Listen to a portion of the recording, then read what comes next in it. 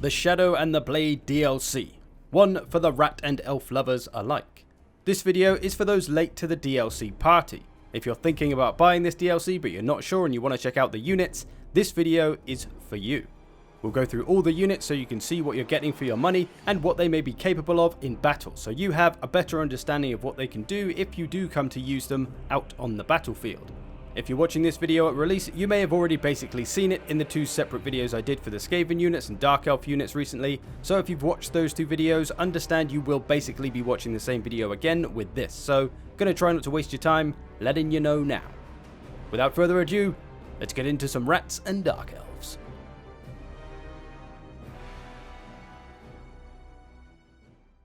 We'll begin with the Tyrant of Hagreif himself, Malice Darkblade. He is a melee lord through and through. He's got great melee stats all across the board, armor piercing damage and lots of it. He can throw down in crowds of enemies or one-on-one, dueling other characters. So he's got plenty of damage to give out and also is pretty tough, so he can take a punch or two.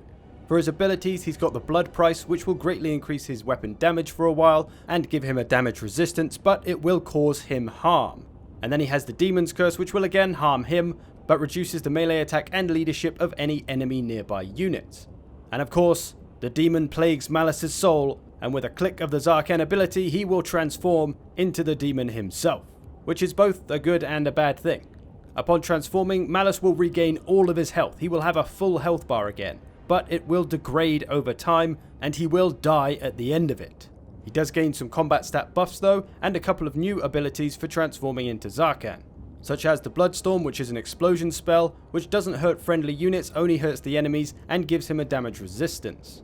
And Reaper of Souls, where he'll literally suck the life out of anyone nearby, stronger though against lords and heroes. This is a way for him to regain some health. And he has one item which will give him health regeneration and a small damage resistance, at least while he's in melee, so another potential way to sort of get some health back with that item. He also has one mount, a cold one called Spite, as you do. So Malice Darkblade, a very powerful melee lord, but one you have to be careful with if you use that Zarkan ability because he will eventually expire. And for your new cheapest Dark Elf lord, the High Beastmaster. When he's not too busy blazing up, he's all about taming that large. He's more of a damage dealing lord than a survivor. He's got good weapon strength, which is anti-large, although it's not armor piercing, and he doesn't have a ton of armor, so you're going to need to be a little bit careful with him. He does have a pretty quick foot speed though, so that can help him stay out of danger if needed.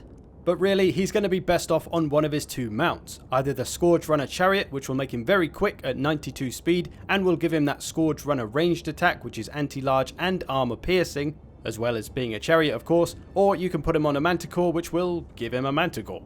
For his unique abilities, he's got Whiplash, which will increase the charge damage of any charging unit, probably a chariot, and another ability that will increase his damage and bonus versus large. And for his items, he has the Tormentor Sword, great for locking people in place and reducing their melee attack, and another item for debuffing flying units. So a nice cheap anti-large lord choice. Best off on his Scourge Runner Chariot probably, as he gets that anti-large armor piercing missile attack. Now for a hero with the Master, a melee specialist of the anti-large variety. And while the other anti-large character we got, the High Beastmaster, is more of a damage dealer and less about the defense, this Master hero is all about the defense. He's got a big old silver shield, lots of melee defense, decent armor.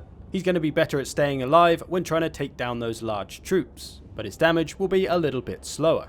His only unique ability is Guardian, so he can act as a bodyguard to those lords, giving them that physical resistance potentially. A good idea if you fear that some large monster may come after your lord. And for his items, he's got a Potion of Strength, which will increase his damage output, useful for slaying those beasts, and another item that will buff nearby friendly troops. He also has 4 mount choices, a horse, a cold one, a chariot, or a dark Pegasus. So overall, a nice tough versatile anti-large hero. And for the first new monstrous addition to the Dark Elves roster, the Bloodwreck Medusa. A hybrid missile and melee unit, although she's certainly stronger at range. A lot of armor piercing missile damage with fair range, and she has magical ammunition as well. In melee, she's not terrible but not great either, mostly because she doesn't have a lot of armor or melee defense, so she can take damage fairly quickly if you're not careful. She does have good weapon strength however, which is armor piercing. Her Fear and Terror is very useful as well if you do charge her into a melee fight, potential to scare off those low leadership units, so a nice dual role monster for the Dark Elves. If you're looking for a Serpent Lady with a bit more evil though, the Siren of Red Ruin may tickle your catastrophe.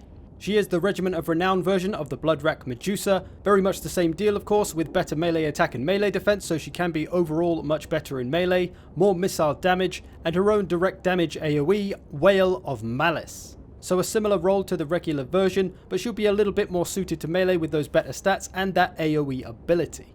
I should also mention that both of these Snake Ladies have 58 speed, which is pretty quick, so they'll have plenty of maneuverability to flank and get a better shot with their missiles, or just be difficult to catch. But if you love your Serpent Ladies enough, you'll stick them on a shrine. It operates kinda similar to the Bloodrack Medusa, doesn't have as good melee stats though, much lower in a lot of things, especially melee defense, but it does have more armor, and the missile attack is the same. Now the difference with this is that it can still use its missile attack while it's in melee, so it can kinda do both at the same time, which gives it a fair bit of damage output. It also comes with a couple of buffs, one that increases nearby friendly melee attack and leadership, and a debuff that reduces enemy leadership and melee defense, so it can help your troops do more damage essentially, although only when it's fighting in melee itself. Also has a couple of resistances, Fear and Terror, and Fire whilst moving. A nice damage dealing support option. Now if you prefer mowing your enemies down, then the Scourge Runner Chariot may have your name on it. While it operates like a regular chariot, charging around mowing people down, not staying in melee too long, look at that crappy melee defense, it does not want to hang around. Its strength is in its armor-piercing anti-large missile, which has really decent range, 150, that's nearly as much as most archers. It also has a 360 firing arc, so it can stay out of trouble and skirmish away, whilst keeping up its damage.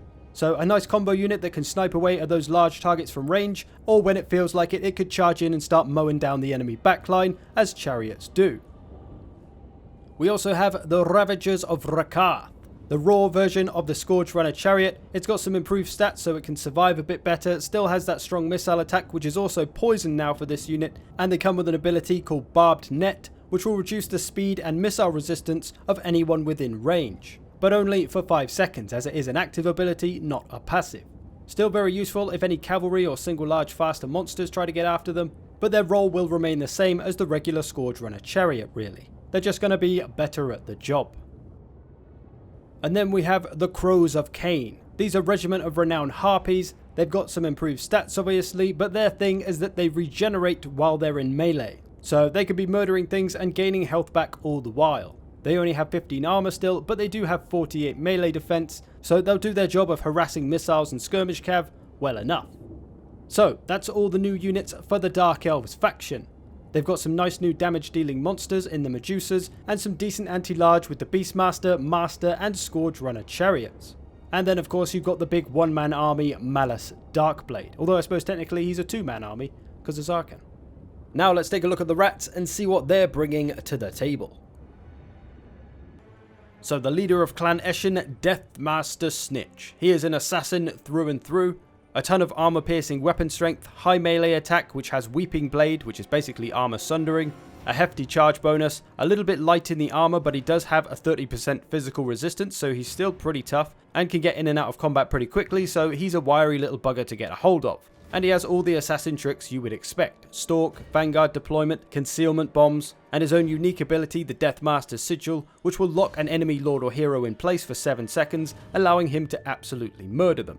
And he has a trait called Scaling Damage, which increases the damage he does to his target based on how much health they've lost.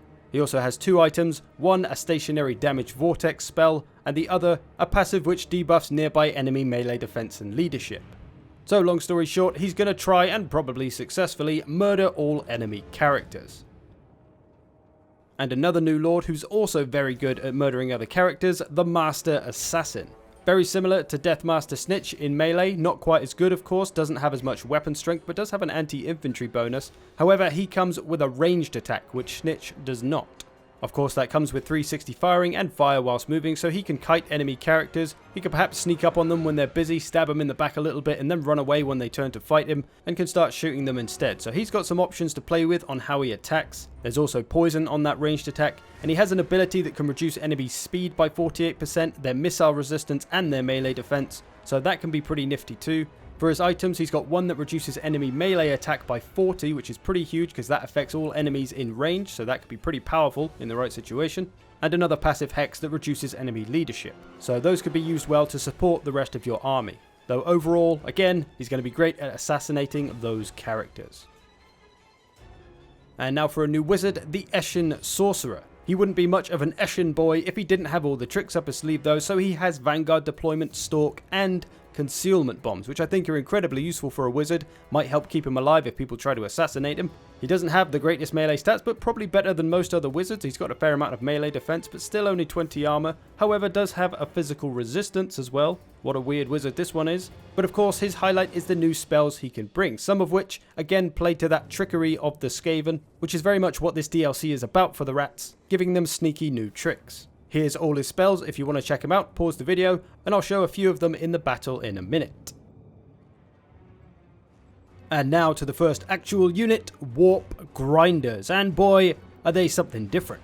As you can see, they're wielding a massive warpstone drill. That drill can do a fair amount of armor-piercing weapon damage, but that's about all they have in terms of melee stats. Not a lot of melee attack or melee defense, although it is magical damage, but these boys' strength lies in their abilities. They have the Seismic Snare, which is basically a net that will stop units in their tracks and hold them in place. And then they have Warp Quake, where they'll drill into the ground, reducing enemy speed and causing damage to any caught in the AoE. They also have Vanguard Deployment and can attack walls and drill them down, basically, putting holes in enemy settlement fortifications. And then we have Eshin's Triads. These Chinese gangster rats are of the anti-large persuasion. They also have armor-piercing damage and Weeping Blade to reduce their target's armor by 50%. They also have a charge defense, of course, being an anti-large unit. But they do come with all the sneaky traits you might expect from an Eshin unit: Stalk, Vanguard Deployment, and Concealment Bombs. So you can use them a little bit differently than most other anti-large units. However, a lack of armor and melee defense makes them a little bit squishy. However, they do have a 30% physical resistance, so they are tougher than they look. Overall, a great anti-large unit, especially if it's heavily armored, because that armor-sundering Weeping Blade will come in handy. Especially if they team up with a more powerful unit to do more damage, even a missile unit that can blast the enemy down while their armor is weakened.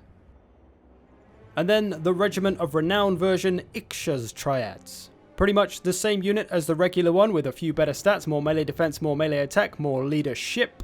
But of course, they've got their own sneaky trick. They can make a decoy of themselves, much like a Lith Anar can. It's a clone of the unit that can be seen on the battlefield by the enemy, and it can interact with enemy units, but it does no damage. It's purely just to get in the way and to cause confusion. And the last melee unit, another Regiment of Renown, this time of the Death Runners, Visktrin's Death Squad. Much the same as Death Runners, obviously, with some improved stats. Still got that Weeping Blade, all the obvious tricks, Stalk, Vanguard, and Concealment, and an ability that makes them even tougher with more melee defense, extra physical resistance, and some speed when their leadership is anything but wavering, basically. So pretty much the same as Death Runners really, just a lot tougher and better at the job. And on to the ranged units with Poisoned Wind Mortars. Now, as it says, they are mortars, so they fire up high and drop down bombs on wherever they want. They don't have to worry about lines of fire. So when they land their armor-piercing missiles on somebody's head, it causes poisoned wind, which does damage over time, 10 seconds, and they will be taking constant damage from those poison wind globes. So a unit that really needs to be kept alive for the whole battle to make the best use of the damage they can do. They do have a fair amount of range at 250, but are pretty useless in melee, so will need protection. And then we have the Avalanche Mortars. Similar to the previous unit in how they operate, but their damage is very, very different. These mortars do 404 armor-piercing damage, which is pretty huge. Still got that nice range, rubbish in melee. But their missiles, once they're in the air, they fly towards the enemy and then they explode into clusters and rain down an absolute avalanche of destruction on their enemies. So that's all the new Skaven units with all their tricks and traps. A couple of nice sneaky Lord options and a sneaky Sorcerer. Some fairly unique infantry units with the Grinders and the Eshin Triads. Again, all very sneaky. And then you've got the two ranged units, both with some great potential for DPS. So lots of opportunities to catch the opponent out and to pull some sneaky tactics, or just to have Snitch absolutely massacre all the enemy characters. So there's all the new units you'll have to play with if you buy the Shadow and the Blade DLC. Whether you'll want to do that will probably depend if you're a Dark Elf or Skaven player. If you're not, you may want to give this one a miss. Of course, it doesn't just come with the units, you get the campaigns as well for Malice and Snitch, so there's more to it than just these units, but like I say, depends if you like rats or elves. I hope you've enjoyed this, thanks for watching, I hope this has helped you make some choices. I'll see you in the future.